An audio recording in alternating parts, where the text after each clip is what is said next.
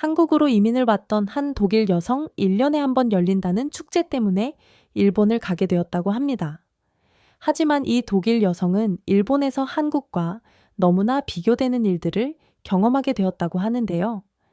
다시 한국으로 돌아온 그녀는 한국과 일본에 대해 이런 말을 했다고 합니다. 과연 그녀에게 무슨 일이 있던 걸까요? 안녕하세요. 저는 서울에서 게임 회사 디자이너로 일하고 있는 26살 독일 미넨 출신 한나 슈미트라고 합니다. 독일 대학에서 게임 디자인 전공을 하고 독일 게임 회사에서도 1년간 일하다가 한국으로 들어와서 입사한 지 1년 차가 되었네요. 평소 한국의 게임 레전드 프로게이머인 페이커를 좋아해서 한국에 있는 회사에 입사하게 되었습니다. 제가 좋아하는 게임의 새로운 트렌드를 접하기 위해 그리고 더 넓은 시야와 경험을 쌓고자 기회를 엿보고 있었습니다. 마침 그 기회가 와서 일본을 방문하게 됩니다. 저는 1년에 2번 열린다는 코미케 축제에 참가하기 위해 인천공항을 통해 일본으로 출국했어요. 일본은 코스프레로 유명하죠. 코스프레 오타쿠들의 놀이터이며 세계 최대 서브컬처 동호인들의 축제가 바로 코미케라고 합니다. 만화, 애니메이션, 게임, 코스프레 등 동호인과 기업이 출품하여 서로 교류하는 장이죠. 전 평소 일본 애니메이션도 정말 좋아해서 이번 기회에 꼭 참가하고 싶었거든요. 회사에 연차를 내고 왔답니다. 일본행 비행기를 타기 위해 공항에 도착했을 때부터 정말 설레더라고요. 첫 일본 여행이라 그런지 비행기 타는 것도 다 특별하게 느껴졌어요. 그런데 막상 일본 항공에 탑승하고 나니까 좀 달랐습니다. 비행기에 오르자마자 승무원들이 인사를 하시는데 뭔가 너무 딱딱하고 형식적인 느낌이 들었어요. 한국 항공사를 탈 때는 친근하고 자연스러운 느낌이었는데 일본 항공은 너무 정형화된 서비스를 제공하는 것 같았죠. 기내식도 괜찮을 거라 기대했는데 생각보다 실망스러웠어요. 일본 항공사니까 일본 특유의 세심함이 있을 줄 알았는데 기내식은 너무 평범했고 양도 적었습니다. 심지어 제가 특별식을 신청했다고 했는데 확인이 안 됐다면서 일반식을 주더라고요. 승무원들도 영어가 잘 안 통해서 의사소통이 좀 어려웠어요. 간단한 요청을 할 때도 계속 일본어로 대답하셔서 당황스러웠죠. 영어를 한다는 승무원이 오긴 했지만 전혀 알아들을 수 없는 영어 발음이었죠. 알고 보니 일본인은 특유의 발음 때문에 영어 발음이 쉽지 않다고 하더라고요. 한국 항공사는 보통 영어나 중국어, 일본어 등 다양한 언어로 소통이 가능한데 말이에요. 비행기가 이륙하고 나서도 안내방송이 거의 일본어로만 나와서 답답했어요. 중요한 안내사항도 영어로는 짧게 하고 일본어로만 자세히 설명하더라고요. 외국인 승객을 많이 고려하지 않는다는 느낌을 받았습니다. 기내 엔터테인먼트도 한국 항공사에 비해 많이 부족했어요. 최신 영화나 드라마가 별로 없었고 대부분 일본 컨텐츠 위주였죠. 게다가 제 좌석의 화면이 좀 흐릿했는데도 승무원분들이 별다른 도움을 주지 않으셨어요. 2시간 30분의 비행시간 동안 저는 계속 한국 항공사와 비교하게 됐습니다. 평소에 당연하게 느꼈던 것들이 사실은 정말 특별한 서비스였다는 걸 깨달았죠. 그래도 곧 도쿄에 도착한다는 생각에 설렘이 더 컸어요. 비행기가 나리타 공항에 착륙하고 입국 심사를 마치자마자 저는 도쿄 시내로 가기 위해 공항 철도를 찾아 나섰어요. 그런데 웬걸 안내 표지판이 너무 복잡하게 되어 있어서 어디로 가야 할지 몰라 한참을 헤맸습니다. 한국처럼 도심 공항 터미널도 없고 사전 체크인 시설도 찾아볼 수 없더라고요. 게다가 공항철도 탑승구를 찾는 것도 쉽지 않았어요. 안내 데스크를 찾아갔는데 영어로 물어봐도 제대로 된 답변을 받기가 어려웠습니다. 짐이 무거워서 카트를 이용하려고 했는데 카트를 반납할 곳이 철도역 입구에 없어서 다시 공항 터미널로 돌아가야 했어요. 왕복 10분 정도를 낭비했죠. 한국이었으면 카트 반납소가 곳곳에 있었을 텐데 말이에요. 공항철도 표를 사는 것도 일이더라고요. 자동 발매기가 있긴 한데 영어 안내가 부족해서 어떤 버튼을 눌러야 할지 한참을 고민했습니다. 결국 창구에 줄을 서서 표를 샀는데 대기 시간이 15분이나 걸렸어요. 플랫폼에 도착해서도 당황스러운 일이 있었습니다. 한국처럼 자동 개찰구가 없어서 직원이 일일이 표를 확인하더라고요. 그래서 줄이 길게 늘어서 있었죠. 거기다 에스컬레이터도 고장나 있어서 무거운 캐리어를 들고 계단을 올라가야 했어요. 기차를 기다리면서 보니 열차 시간표도 한국만큼 정확하지 않았어요. 도착 예정 시간보다 5분 정도 늦게 도착했는데도 특별한 안내 방송이 없더라고요. 승객들도 그냥 당연하다는 듯이 기다리고 있었습니다. 한국은 늦어지면 바로 안내가 나오는데 말이죠. 열차에 탑승하고 보니 좌석도 불편했어요. 캐리어를 둘 공간이 부족해서 통로에 세워두다 보니 다른 승객들이 지나다니기 불편해 보였죠. 한국의 공항철도는 짐을 위한 공간이 따로 있었는데 말이에요. 차내 안내 방송도 일본어로만 나와서 제가 어디서 내려야 하는지 계속 지도를 확인해야 했어요. 와이파이도 안 되니까 인터넷으로 실시간 위치 확인도 못하고요. 한국이 와이파이 천국이라는 것을 다시 한번 느끼면서 벌써 한국이 그립기 시작했어요. 다행히 옆자리 일본 할머니께서 친절하게 알려주셔서 무사히 내릴 수 있었습니다. 역에 도착해서 개찰구를 나올 때도 복잡했어요. 표를 직원에게 건네주고 확인받는 과정이 필요했거든요. 한국처럼 간단히 카드만 찍고 나오면 될 텐데 또다시 줄을 서서 기다려야 했습니다. 일본은 아직도 아날로그를 선호하는 것인가 하는 생각이 들었죠. 마지막으로 역사를 나오면서 화장실을 찾았는데 이것도 쉽지 않더라고요. 안내 표지판도 찾기 어려웠고 화장실도 생각보다 깨끗하지 않았어요. 한국 지하철역에 깔끔한 화장실이 그리워졌죠. 짐을 들고 시부야역으로 향하는 길에 저는 도쿄 지하철을 처음 경험하게 됐어요. 시부야역에서 숙소 근처 역까지 가야 했는데 노선도를 보자마자 눈앞이 캄캄해졌습니다. 복잡하게 얽힌 노선들이 거미줄처럼 펼쳐져 있었고 호선별로 운영하는 회사도 달라서 표도 따로 구매해야 했어요. 한국에서는 교통카드 하나로 모든 걸 해결할 수 있었는데 말이죠. 교통카드 한 장으로 익숙해져 있던 저에게는 여간 불편한 게 아니었어요. 역무원에게 물어보려고 했지만 영어로 소통이 잘 안 돼서 결국 구글 맵을 켰어요. 그런데 지하철 안에서는 인터넷이 안 터지는 거예요. 한국처럼 지하철 와이파이도 없고 데이터도 잘 안 잡히더라고요. 환승을 위해 다른 노선으로 갈 때는 더 큰 충격을 받았습니다. 일단 역사 밖으로 완전히 나가야 했어요. 한국처럼 역사 안에서 편하게 환승하는 게 아니라 밖으로 나가서 다른 출구로 들어가야 했죠. 무거운 캐리어를 끌고 이동하는데 정말 힘들었어요. 표를 새로 사려고 자동 발매기 앞에 섰는데 이것도 일본어로만 되어 있어서 또 다시 애를 먹었습니다. 주변 사람들한테 도움을 청하고 싶었지만 다들 바쁘게 자기 갈 길 가느라 눈도 마주치지 않더라고요. 플랫폼에 도착해서 열차를 기다리는데 안내판이 전부 일본어였어요. 몇 분 뒤에 열차가 오는지 어느 방향으로 가는 건지 파악하기가 너무 어려웠습니다. 한국처럼 다국어 서비스가 없어서 당황스러웠죠. 열차에 탑승하고 나서도 문제였어요. 차내 안내 방송이 일본어로만 나와서 제가 어디서 내려야 하는지 계속 긴장하고 있어야 했거든요. 한국처럼 디지털 안내판에 다국어로 표시해주는 것도 없었습니다. 내릴 역을 놓칠까봐 계속 지도를 확인하면서 가는데 그러다가 핸드폰 배터리가 15%밖에 안 남은 거예요. 한국처럼 지하철 내에 충전기도 없고 편의점에서 보조 배터리를 빌릴 수도 없었죠. 중간에 열차가 갑자기 멈춰 섰는데 지연 안내 방송도 일본어로만 나와서 뭐가 문제인지 알 수가 없었어요. 옆자리 승객한테 물어보려고 했지만 다들 조용히 핸드폰만 보고 있어서 말을 걸기가 힘들더라고요. 결국 30분이나 지연된 끝에 목적지에 도착했는데 역사가 너무 커서 또 헤매게 됐어요.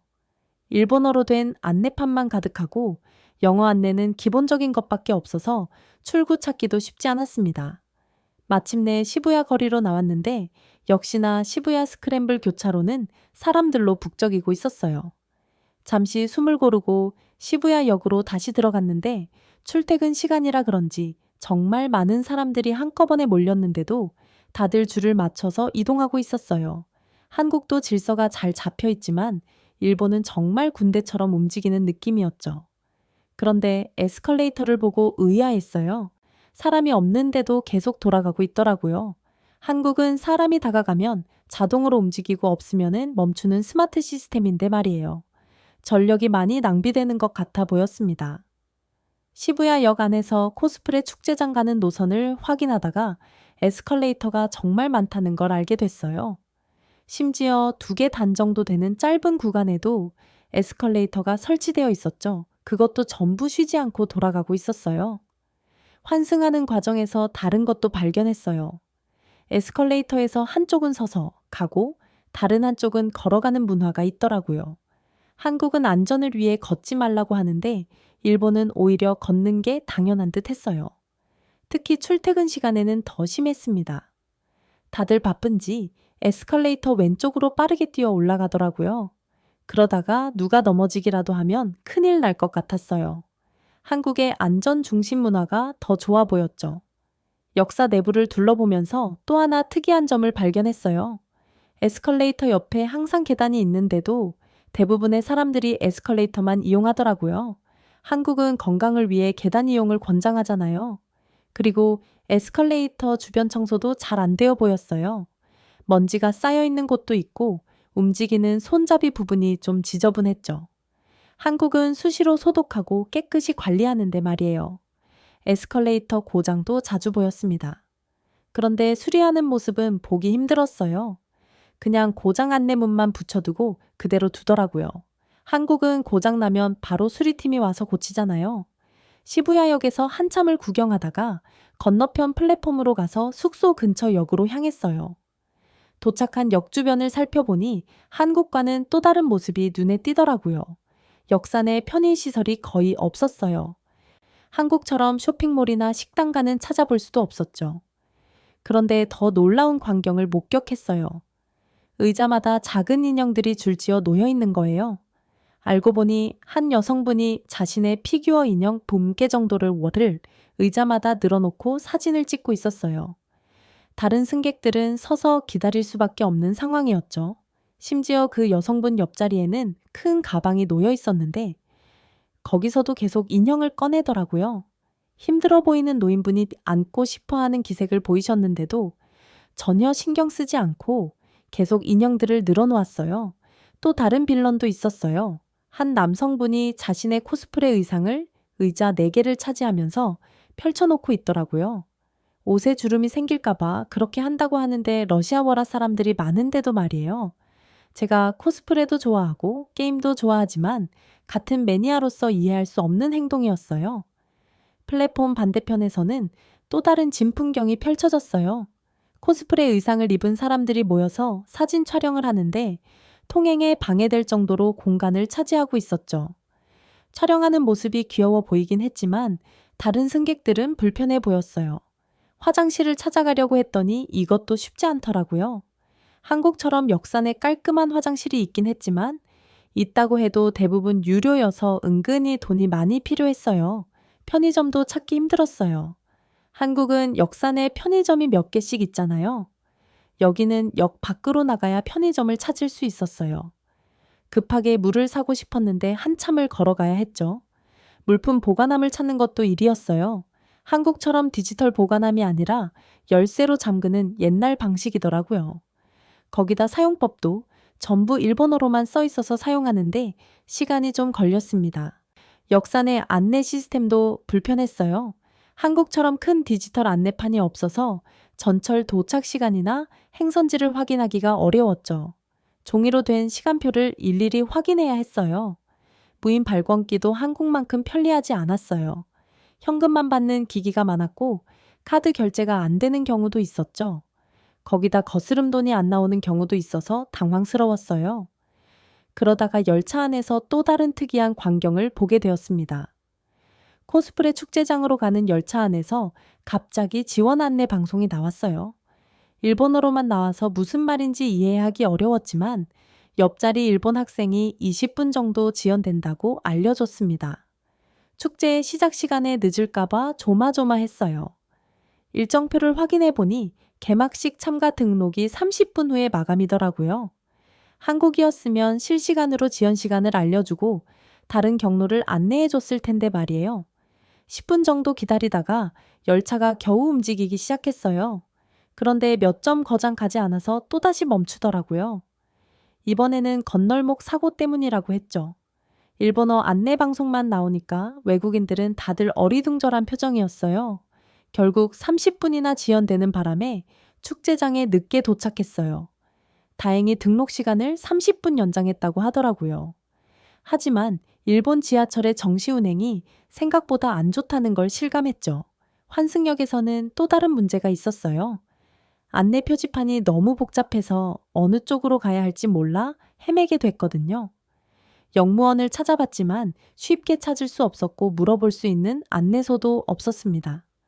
결국 구글 맵을 켰는데 지하라서 위치가 제대로 잡히지 않았어요.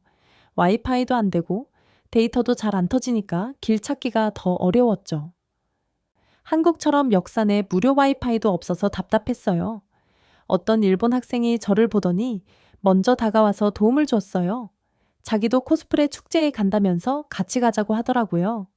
그 친구 덕분에 겨우 길을 찾을 수 있었죠. 환승하는 과정에서 그 학생이 알려준 팁이 있었어요. 도쿄 지하철은 회사가 여러 개라서 노선마다 표를 따로 구매해야 한다는 거였죠.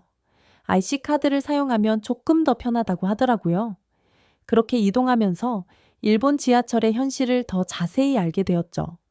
한국에서 출발하기 전 축제에 참가한다는 것을 SNS에 올렸더니 자신을 일본인 참가자 미코라고 소개하면서 DM을 보내왔어요. 함께 축제를 즐기자는 게 이유였어요. 전 혼자였고 일본도 처음이었기에 일본인 미코와의 동행이 설렘으로 가득 차 있었어요.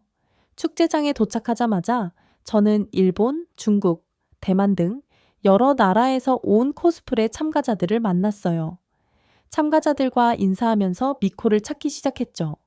하지만 축제장에서 미코를 만났을 때 설렘이 불쾌감으로 변해갔죠. 미코는 저의 의상을 보자마자 미묘한 표정을 지었죠. 한국은 이렇게 해석하는구나. 한국에서 오지만 독일인이라기에 다르게 해석할 줄 알았는데 미코의 말투에는 은근한 비아냥이 묻어 있었어요. 원작과는 느낌이 좀 많이 다르네요. 저는 얼굴이 확 끙커리는 것을 느꼈어요. 몇 달간 공들여 만든 의상이었는데 미코의 한마디에 자신감이 무너져 내렸죠.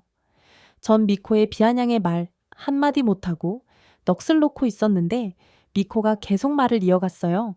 한국 코스플레이어들은 항상 일본을 따라하면서도 제대로 이해하지 못하는 것 같아요. 독일인이라면서요. 따라할 거면 한국이 아니라 일본을 따라했어야죠. 라고 말한 뒤 다른 일본 참가자들과 일본어로 수근거렸어요. 저는 자세히 알아들을 순 없어도 내용은 어려움풋이 알 수 있었죠. 하지만 축제가 진행되면서 상황은 달라지기 시작했어요. 특히 저의 의상에 관심을 보이는 다른 참가자들이 늘어났고, 특히 제가 추가한 창의적인 디테일들이 주목을 받았어요. 와, 이런 해석도 가능하군요. 원작의 분위기를 유지하면서도 새로운 시각을 더했네요. 여기저기서 다른 참가자들이 제 의상을 칭찬하기 시작했죠. 코스튬 의상들은 정형화되지 않은 자신만의 시각이 필요한 거였어요. 저는 션번 게임 디자이너로서 경험을 살려 독창적인 요소를 가미한 거였죠. 이 축제는 코스플레이어로서 정답이 없는 오로지 축제를 즐기는 게 그 의의가 있는데 말이죠. 저도 그때서야 깨달았어요. 전 다시 자신감을 되찾았죠. 그때 미코를 돌아보며 말했어요. 미코의 의상은 창의성이 없어 보이는데요. 무조건 따라만 하면 안 되죠. 라고 했더니 머쓱한지 슬며시 빠져서 다른 곳으로 향했어요. 저는 다른 참가자들과 대화를 나누며 한국을 소개했고 한국도 다양하게 즐기고 있다고 이야기했어요. 어느 한 외국인 참가자와 대화를 하며 공항에서 여기까지 오면서 지하철이 힘들었다는 이야기가 나왔는데 저와 같은 불편함으로 힘들었다고 해요. 다들 한국의 지하철 시스템에 대해 궁금해 하더라고요. 특히 무료 와이파이와 편리한 환승 시스템에 대해 많이 물어봤습니다. 한 스웨덴 출신 참가자는 도쿄에 살면서 한국 여행을 자주 다녀왔다고 하더라고요. 서울 지하철역의 쇼핑몰과 편의시설이 너무 부럽다고 했어요. 특히 지하철 역사 안에서 쇼핑과 식사가 한 번에 해결되는 게 정말 편했다고 하더라고요. 대화를 하던 참가자들이 한국에 더 관심을 보이기 시작했어요. 한국의 지하철에서 이런 일이 거의 없다고 하니까 놀라워 하더라고요. 질서 의식이 잘 잡혀 있다면서 부러워했죠. 대만에서 온 참가자는 한국 지하철의 편의시설을 직접 경험해 봤다고 해요. 특히 지하철 역사 안에 있는 문화 공간이 인상적이었다고 하더라고요. 도서관도 있고 작은 공연장도 있어서 신기했다고 했어요. 홍콩에서 온 친구는 한국 지하철의 안전시설이 가장 인상적이었다고 했어요. 스크린 도어가 모든 역에 설치되어 있고 비상구도 잘 표시되어 있어서 안심이 된다고 하더라고요. 심지어 싱가포르에서 온 참가자는 한국의 지하철 앱을 보여주면서 자랑하더라고요. 실시간으로 열차 위치를 확인할 수 있고 혼잡도까지 알 수 있어서 너무 편리하다고 했죠.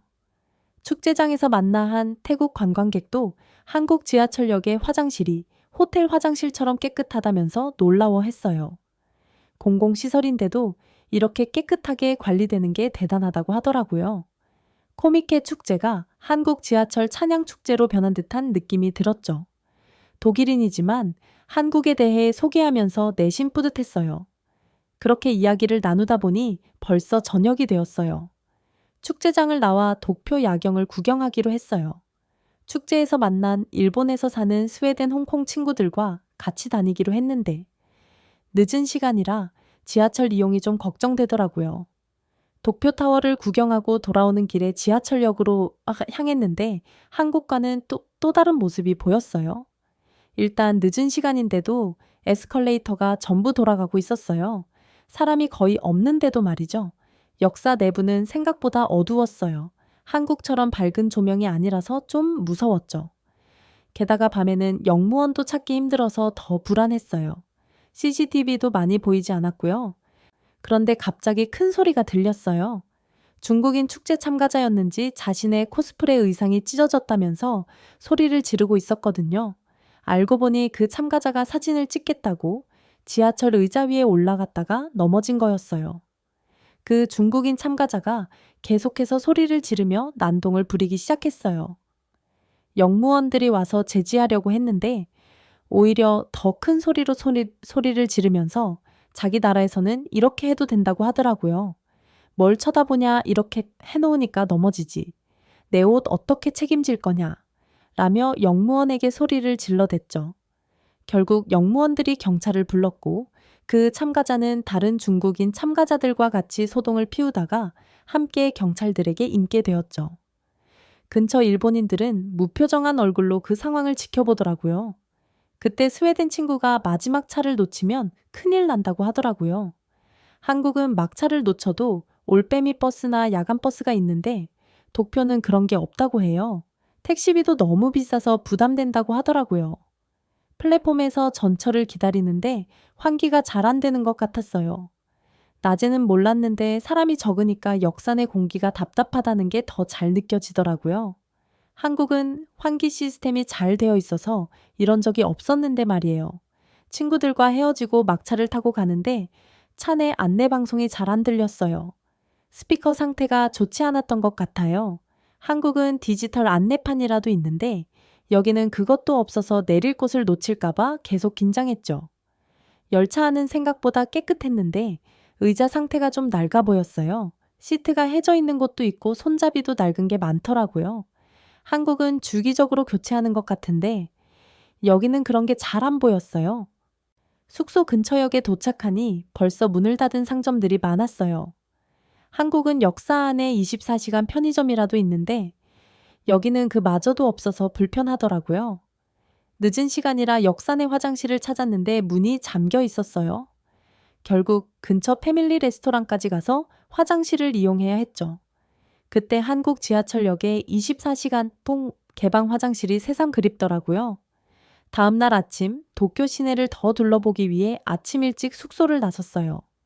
하루 종일 지하철을 타면서 도쿄를 구경했는데 이제는 한국의 지하철이 얼마나 편리한지 더 실감나더라고요. 특히 아침 출근 시간에 도쿄 지하철을 타보니 더 큰 차이를 느꼈어요. 사람이 너무 많아서 숨쉬기도 힘들었는데 냉방도 제대로 안 되는 것 같았어요. 한국은 혼잡할 때 임시 열차를 더 투입하는데 여기는 그런 게 없었죠. 역사마다 노선도를 찾기도 힘들었어요. 한국은 디지털 안내판에서 쉽게 경로를 찾을 수 있는데 여기는 종이로 된 노선도만 있어서 불편했죠. 거기다 외국어 안내에도 부족해서 계속 헤매게 됐어요. 신주쿠역에서는 더 놀라운 걸 발견했어요. 개찰구를 지나려는데 갑자기 IC 카드가 안 되는 거예요. 알고 보니 철도 회사가 달라서 새로 표를 사야 한다고 하더라고요. 한국은 교통카드 하나로 다 해결되는데 말이죠. 점심시간에 역사 안에서 식사를 하려고 해치는데 앉을 곳이 없었어요. 한국처럼 푸드코드나 벤치가 없어서 결국 서서 먹어야 했죠. 휴대폰 충전할 곳도 없어서 배터리 걱정도 됐고요. 도쿄 근교로 나가보려고 했는데 표 구매가 너무 복잡하더라고요. 자동 발매기도 일본어만 되어 있어서 결국 창구에 가서 줄을 서야 했어요. 한국은 앱으로 간단히 살 수 있는데 말이에요. 오후에는 비가 왔는데 우산을 들고 지하철을 타려니 더 불편했어요. 한국은 우산 빗물 제거기나 비닐 포장기가 있는데 여기는 그런 게 없어서 바닥이 다 젖더라고요. 저녁에는 긴자 쪽으로 가봤는데 역사에서 길을 잃어버렸어요. 한국처럼 출구마다 주요 건물이나 관광지가 표시된 안내도 없어서 한참을 헤맸죠. 물어볼 역무원도 찾기 힘들었고요. 결국 하루 종일 도쿄 지하철을 타면서 한국의 발전된 시스템이 새삼 대단하게 느껴졌어요. 특히 역사내 편의 시설이나 안내 시스템은 정말 큰 차이가 났죠. 귀국을 하루 앞두고 아키하바라에 도착했어요. 마지막으로 일본 오타쿠 문화의 성지를 구경하고 싶었거든요. 역시나 아키하바라 역도 다른 도쿄 지하철역과 비슷하게 불편했어요. 한국에서 코스프레 축제가 열리는 코엑스나 서울역은 지하철역과 바로 연결되어 있어서 편한데 아키하바라는 역에서 나와서 한참을 걸어가야 했어요. 게다가 진보가남도 찾기 힘들어서 큰 가방을 들고 다녀야 했죠. 축제장에서 만난 친구들과 다시 만나 이야기를 나눴는데 한국에 방문한 적이 있는 스웨덴 친구도 한국의 코스프레 행사가 더 편리하다고 하더라고요. 한국은 지하철역 안에 환복실이나 메이크업실까지 있는데 여기는 그런 시설이 전혀 없었거든요. 특히 코미월드 같은 한국 코스프레 행사장은 지하철역과 완전히 연결되어 있어서 날씨 걱정 없이 편하게 다닐 수 있다고 했어요. 반면 일본은 야외 행사가 많아서 비가 오면 의상이 망가질까 걱정된다고 하더라고요. 마지막으로 나리타 공항으로 가는 길에 일본 지하철의 현실을 다시 한번 실감했어요. 공항행 전철이 지연된다는 안내방송이 나왔는데 역시나 일본어로만 나와서 당황스러웠죠. 다행히 비행기 시간에 맞춰서 공항에 도착했고 귀국 수속을 마쳤어요. 비행기 안에서 이번 여행을 정리해보니 한국의 대중교통 시스템이 얼마나 발전했었는지 새삼 실감하게 됐습니다. 한국에 도착하자마자 공항 철도를 탔는데 깨끗한 시설과 친절한 안내방송, 그리고 무료 와이파이까지 모든 게 너무 편했어요. 서울역에 도착해서는 지하철을 갈아탔는데 역사 안에서 편하게 환승하고 쇼핑도 할 수 있어서 좋더라고요. 결국 저는 일본의 코스프레 문화는 좋았지만 교통시설만큼은 한국이 훨씬 앞서 있다는 걸 직접 경험하게 됐어요. 특히 지하철 역사의 편의 시설이나 안내 시스템은 비교가 안 될 정도로 차이가 났죠. 이번 여행은 제가 평소에 당연하게 여겼던 것들이 사실은 정말 편리하고 발전된 시스템이었다는 걸 깨닫게 해준 소중한 경험이었습니다. 한국에 살면서 편리함이 몸에 배웠지만 독일도 만만치 않게 대중교통이 불편합니다. 대중교통 지연은 흔하게 경험할 수 있습니다.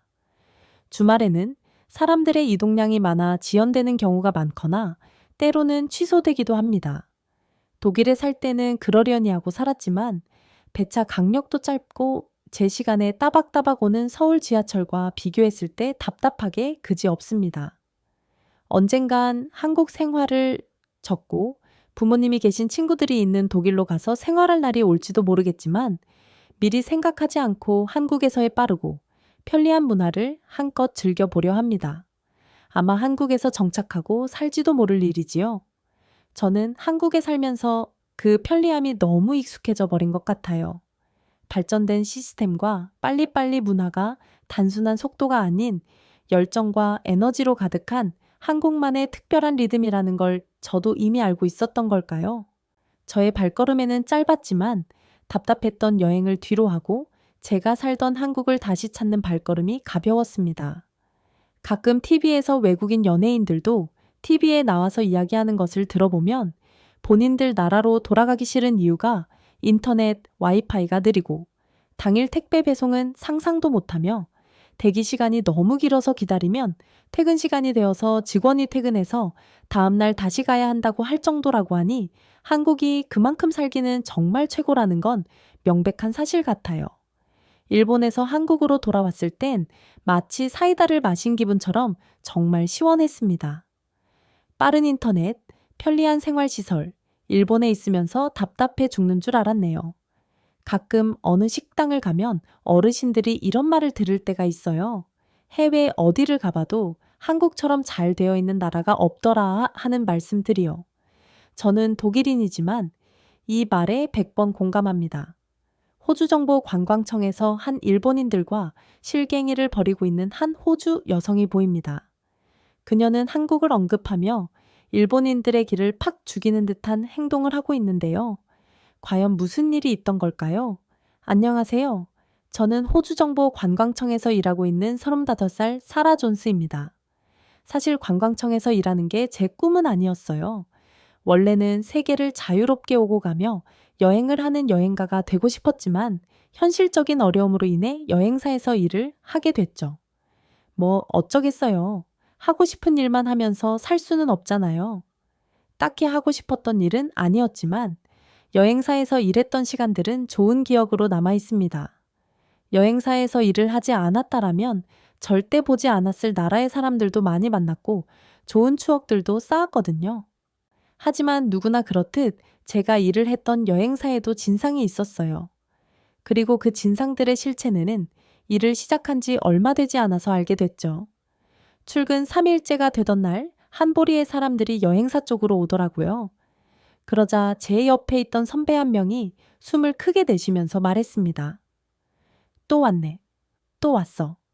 항상 웃는 얼굴로 손님들을 맞이하던 선배가 왜 이렇게까지 불편한 감정을 감추지 않는지 궁금하더라고요. 그리고 조금 무섭기도 했어요. 원래 맨날 웃던 사람이 갑자기 정색하면 무섭잖아요. 손님이 여행사 문을 열고 들어온 순간 선배는 연흑대와 같이 영업용 미소를 띠며 친절하게 인사했습니다. 안녕하세요. 무엇을 도와드릴까요? 편의를 위해 한국어로 번역을 했을 뿐 앞으로의 모든 이야기는 영어로 진행됐습니다. 선배의 인사를 들은 손님들은 자신들 나라의 언어로 뭐라 이야기를 했어요. 당시 저는 영어, 스페인어만 알았지 다른 나라의 언어에 대해서는 잘 알지 못했습니다. 그래서 그게 한국어인 줄 알았어요. 그래서 순간 선배가 한국 손님들은 다 괜찮다고 했는데 왜 이렇게 불편한 표정을 짓고 있는 거지? 라고 생각했죠. 제가 왜 손님들의 언어를 당연히 한국어라고 생각했냐면 저희 여행사에서 제공하는 아시아계 언어는 한국어밖에 없거든요. 다른 여행사라면 모르지만 저희 여행사는 아시아에서 오는 손님은 오로지 한국인들만 받겠다면서 과감하게 영어, 스페인어, 한국어로만 서비스를 진행했습니다. 그리고 이건 여행사 문 앞에 대문짝만 하게 적혀 있어요. 눈이 보이는 사람이라면 못 보고 지나칠 수가 없죠. 그리고 혹시 영어를 못 읽을까봐 한국어, 스페인 국기에 동그라미를 그린 아이콘도 함께 붙여놨습니다. 이렇게 철저하게 우리는 한국인만 받습니다를 공지해 놨으니 그 손님들이 한국인일 거라고 생각하는 게 무리는 아니죠. 그런데 조금 이상했어요. 한국인 손님이라면 옆에 있던 한국인 가능자 직원이 나서야 했는데 그 직원도 고개를 절레절레 흔들면서 모니터에 집중했거든요. 그 자리에 있던 직원들 모두가 정말 이 악물고 손님들 쪽은 보지 않고 있었어요. 걸리면 큰일 난다. 걸리면 큰일 난다. 모르는 척하자. 라는 생각이 제 귀에 들리는 것만 같았죠. 그런데 그 순간 손님들의 시선이 저에게 꽂혔습니다. 그러면서 제 앞 테이블을 꽝꽝 치면서 뭐라고 하는 거예요. 선배와 말이 통하지 않는 것 같으니까 저에게 얘기를 한 건데 저는 영어로 죄송하지만 무슨 말씀을 하시는 건지 이해할 수가 없습니다. 라고 대답했어요. 차라리 번역기라도 쓰면 좋을 텐데 좋은 핸드폰 두고 끝까지 자기 나라 언어만 얘기하더라고요. 그 손님들은 한국어, 스페인어, 영어밖에 안 된다고 대문짝만 하게 써붙여 놓은 가게에 굳이 들어와서는 자기들 언어가 통하지 않는다고 가슴을 꽝꽝 치며 돌아갔습니다. 선배는 한숨을 푹 쉬면서 의자에 푹 주저앉았어요. 저는 선배에게 대체 어느 나라 사람이에요? 라고 물었죠. 그런데 선배에게서 나온 대답을 듣고는 정말 깜짝 놀랐어요. 일본인이야. 일본인이라니 제가 놀란 데는 다 이유가 있었어요. 저는 원래 여행가가 꿈이었잖아요. 제가 아시아 여행을 가게 된다면 가장 먼저 가고 싶었던 나라가 일본이었습니다. 일본 특유의 차분하고 아기자기한 모습이 제 상상력과 호기심을 자극했거든요. 제가 사는 시드니는 자연과 붙어 있기는 하지만 도시적인 분위기가 큽니다. 그리고 크고 길쭉길쭉한 건물들도 많고 사람들도 크다 보니 건물의 층고 또한 높아요. 그래서 일본에 꼭 가보고 싶었죠. 그리고 일본 영화를 보면 꼭 등장하는 장면들 있잖아요. 자전거를 탄 사람들이 벚꽃이 휘날리는 도로를 달리면서 봄바람을 만끽하는 그런 장면이요. 저도 그런 여유와 동화 같은 장면들을 꼭 경험해보고 싶었습니다. 그런데 실제로 본 일본인들은 제 상상과 전혀 달랐어요. 친절하게 말을 건네고 웃으면서 대화하는 미디어 속 사람들은 어디 가고 눈을 뒤집어 깐 채 제 앞에 테이블을 공격적으로 쿵쿵 치는 사람들만 있더라고요. 그리고 제가 들은 게 일본어였을 거라고는 상상도 못했습니다. 제가 지금까지 영화나 드라마를 통해 들은 일본어는 나긋나긋하기만 했었거든요. 더욱 놀라운 건 이런 일이 한두 번이 아니라는 듯한 선배와 다른 직원들의 태도였습니다. 혹시 이런 일이 자주 있나요? 심할 때는 하루에 몇 번이나 저래. 하지만 우리는 일본어 서비스가 없잖아요. 그 말이 통하면 우리가 이렇게까지 일본인을 싫어하게 됐겠어? 일본어 서비스가 없다고 말을 해도 못 알아듣고 겨우 번역기 돌려서 알려줘도도 안 가. 조금 이상하더라고요.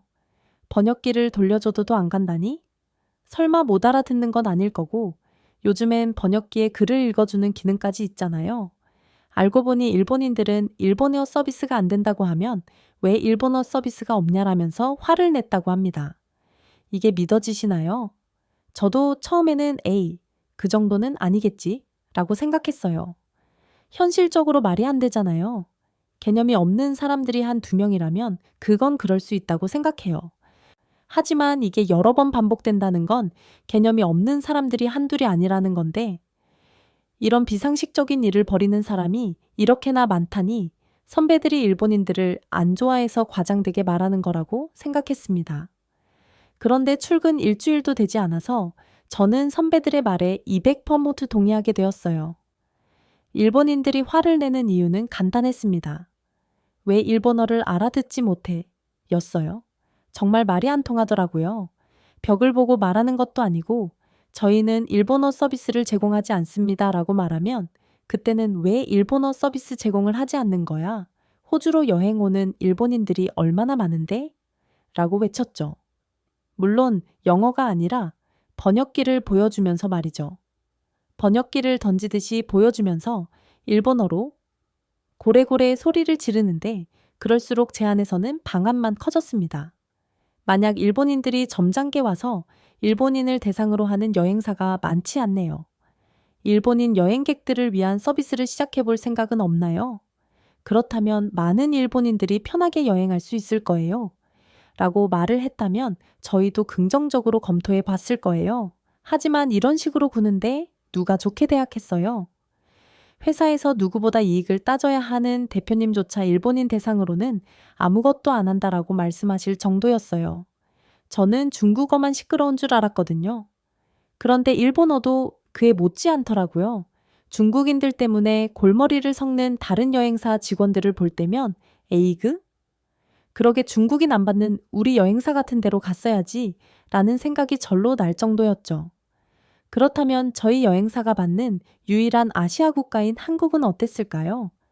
제가 경험한 한국 관광객들은 단연 최고였어요.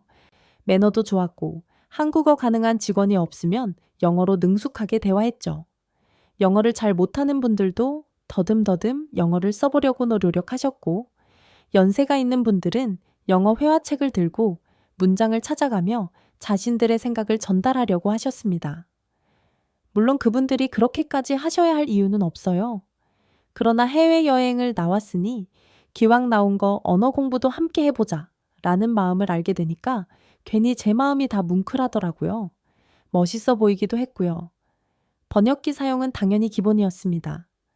그래서 한국어 가능 직원이 자리를 비워도 초짜인 제가 응대를 할 수 있을 정도였죠. 저는 왜 사장님이 한국인들만을 고집하는지 바로 이해할 수 있었어요. 그때만 해도 중국, 일본인에 비해 한국인 여행자 수는 많이 적었거든요. 쪽수로 밀어붙이는 중국, 일본을 겨냥하는 게 돈을 더 쉽게 벌 수 있는 방법이었죠. 그럼에도 불구하고 한국을 선택한 건 저로서는 너무나 감사한 일이었습니다. 여행사에서 일하는 게 어느 정도 익숙해져서 가이드 보조 업무를 시작하게 된 제가 가장 좋아하는 손님들은 단연 한국 손님들이었어요. 한국 손님들은 하나부터 열까지 모든 게 완벽했거든요.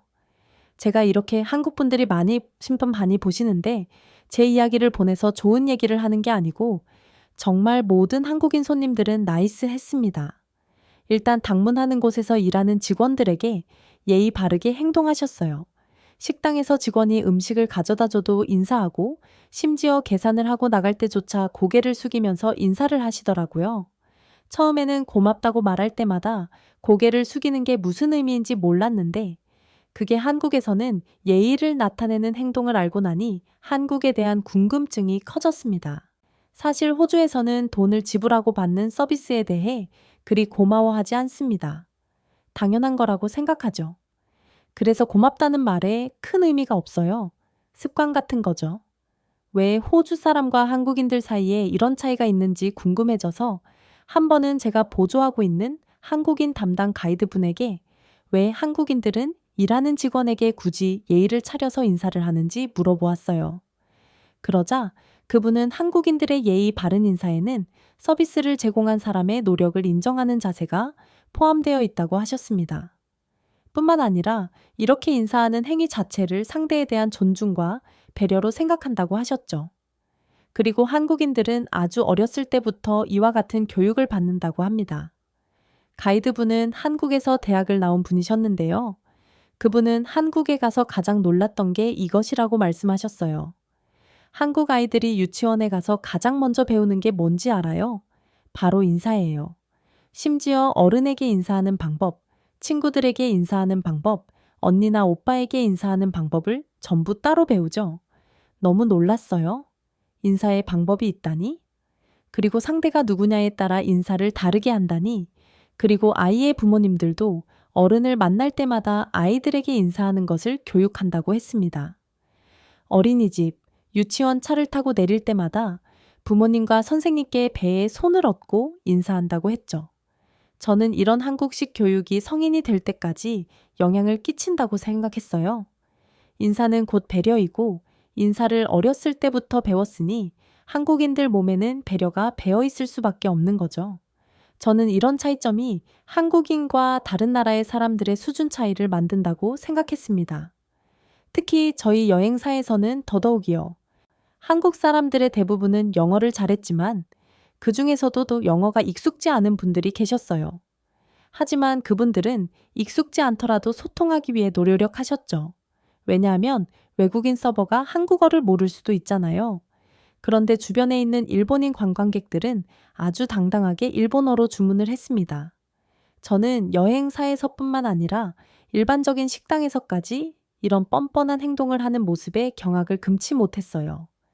대체 왜 모든 사람들이 일본어를 할 수 있을 거라 생각하는지 아무리 노력해도 이해가 되지 않더라고요. 일본에 완전히 질려버린 저는 여행하고 싶은 나라 버킷리스트에서 일본을 완전히 지워버렸습니다. 저는 20대 초반에 일하던 여행사를 그만두고 느슨하게 입학한 대학을 졸업한 뒤 여러 일을 하다가 지금 소속되어 있는 관광청에 들어오게 되었어요. 그리고 그곳에서 호주로 워킹홀리데이를 하러 오는 사람들의 관리를 담당하게 되었죠. 그리고 그 나라 중 하나가 일본이었습니다. 이미 워낙 오랜 시간이 지났던 터라 일본에 대한 감정이 어느 정도 희석된 게 있었고 아직도 그렇겠어 라는 생각이 들었어요. 시간이 오래 흘렀다 보니 영어 공부에 관심이 없었던 일본인들도 영어의 필요성에 대해 알게 되었을 수도 있잖아요. 하지만 이것은 저만의 큰 착각이었습니다. 일본은 여전했어요.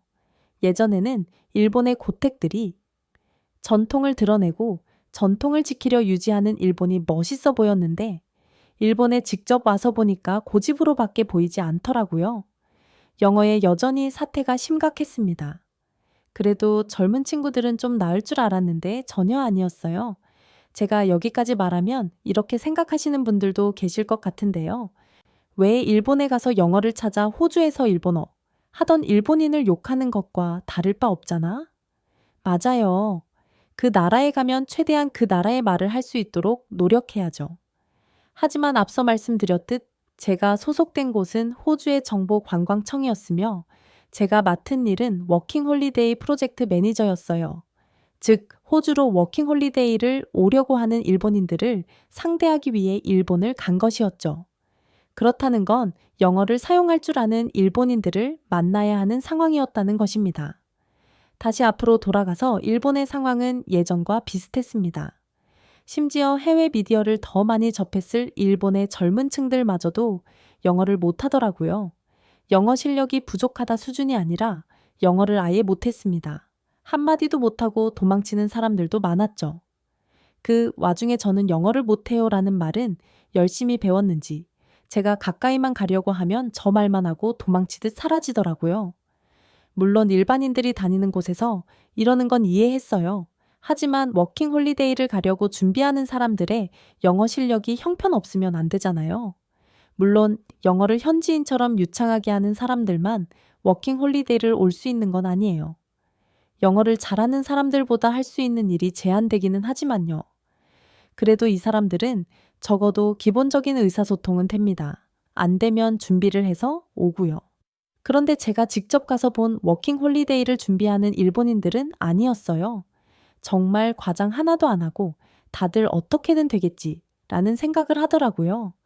게다가 거기도 일본어 하는 사람 있겠죠 라는 말을 하는 사람까지 있었습니다.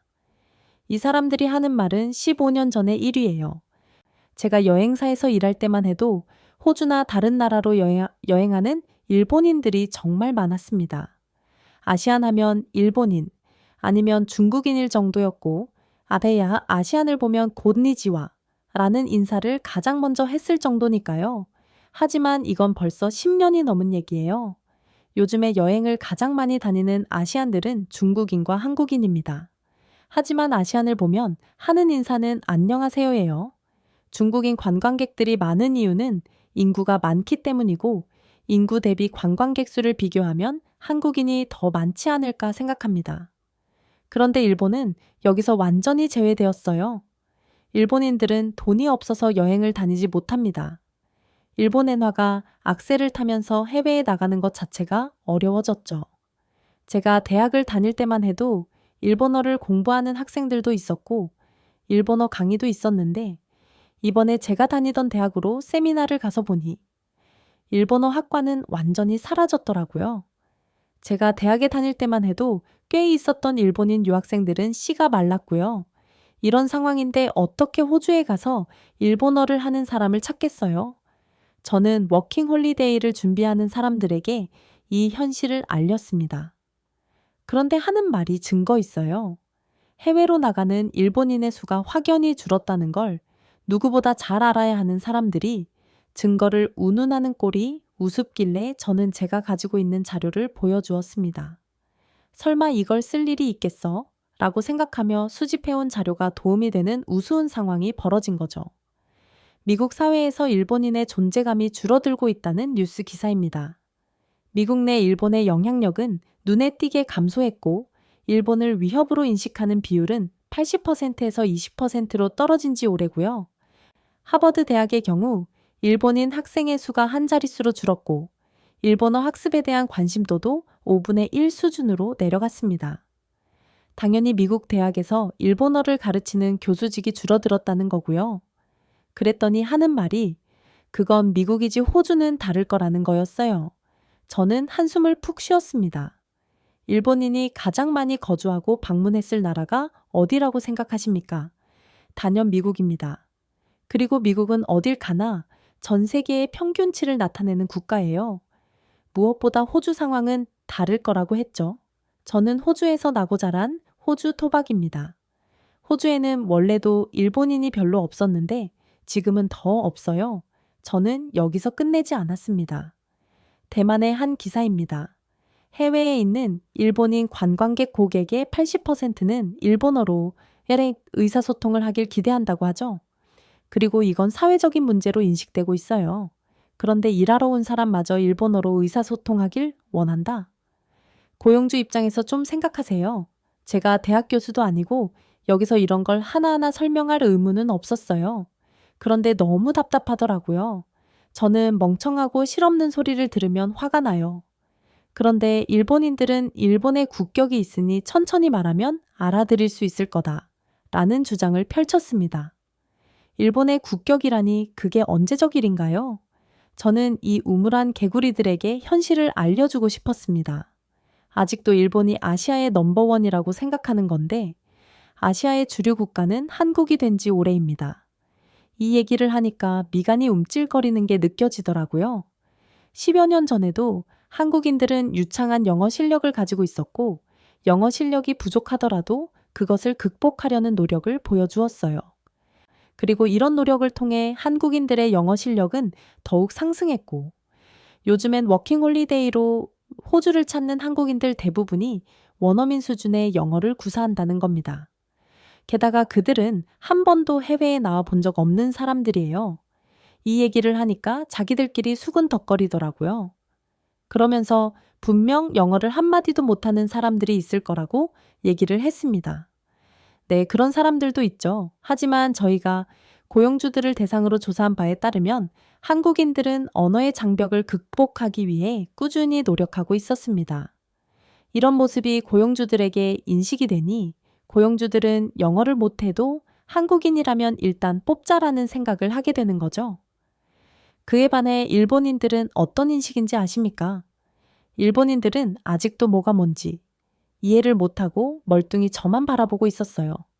저는 이제서야 일본인들의 이 답답하고 오만한 모습에 위기감을 느낀 이유를 제대로 밝히게 되었습니다. 저는 한 가지 뉴스를 보여주었는데요. 그 뉴스는 호주의 브리즈번의 무료급식소에서 음식을 받아가고 있는 일본인들의 모습이었습니다. 워킹홀리데이를 왔는데 일자리에서 모두 잘려 음식을 살 돈이 없어진 거죠. 요즘 무료급식소를 방문하는 사람들 중 대부분은 일본인이라고 합니다. 이게 일본의 현실입니다. 호주 사람들이 일본의 국격을 판단하는 기준은 호주에 나와 있는 일본인의 모습이에요. 호주 사람들 입장에서 일본은 언어도 안 되면서 노력도 안 하는 직원입니다. 그에 반해 한국은 여기 보이시나요? 제가 짚은 곳에는 무료급식소에서 봉사하고 있는 한 동양인이었습니다. 그 사람은 한국인이었어요. 누구는 일자리 없어서 무료급식으로 생계를 전전하고 누구는 남의 땅에서 봉사활동을 하고 한국인들은 그 누구도 따라올 수 없는 성실함을 바탕으로 호주에서 인정을 받고 있을 뿐만 아니라 한국의 국격을 드높이고 있어요. 이런 한국인들도 언어의 장벽을 극복하기 위해 노력합니다. 그런데 당신은 대체 뭡니까? 제가 한 말에는 일말의 과장도 없었어요. 제가 한국을 더 좋아하기 때문에 한국을 일부러 좋게 말한 것도 아닙니다. 저는 일본에서 있는 워킹홀리데이 설명회를 마치면 한국으로 가게 될 예정이었습니다. 그래서 일본과 한국에서 온 사람들의 실상을 조사했었는데 그 결과 알게 된 것들이에요. 제 말에 거짓은 하나도 없었지만 제 앞에 있는 일본인들의 눈빛은 마치 저를 거짓말쟁이로 보는 듯 했습니다. 그때 20대 초반에 겪었던 일본인 관광객들이 생각났습니다. 독선적이고 거만했던 그 모습이 말이죠. 저는 더 이상 그곳에 남아있을 필요성을 못 느꼈고 설명회에서 나왔습니다. 그리고 일본인들에 대한 심사를 강화해야겠다고 생각했어요. 호주로 오는 사람들의 수가 워낙 많아졌다 보니 지금도 심사가 까다로운 편인데 더 까다롭게 하겠다고 결정한 거죠. 앞서 언급했듯이 일본에서 온 사람들은 무료급식소가 없으면 생활이 안 될 정도로 골치 떵어리거든요. 이러다가 불법 체류라도 할까 걱정될 정도입니다. 그러면서 대신에 한국에서 오는 사람들에 대한 규제를 완화시킬 수 있는 가능성에 대해 고민하게 되었어요. 그리고 그런 생각을 하며 한국으로 가게 되었죠. 제가 간 곳은 한국 대학생들을 대상으로 하는 곳이었는데요.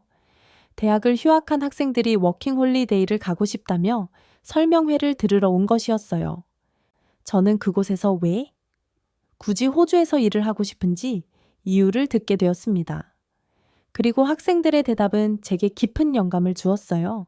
저는 미국으로 유학을 가고 싶은데 미국 유학 비용을 마련해 줄 만큼 집안 사정이 좋지 않아요. 누군가는 미국 학비가 너무 비싸니 그냥 포기하라고 하지만 저는 포기하고 싶지 않습니다. 그래서 한국에서 기계차 자격증을 땄고 그 자격증을 가지고 호주에서 일하고 싶어요.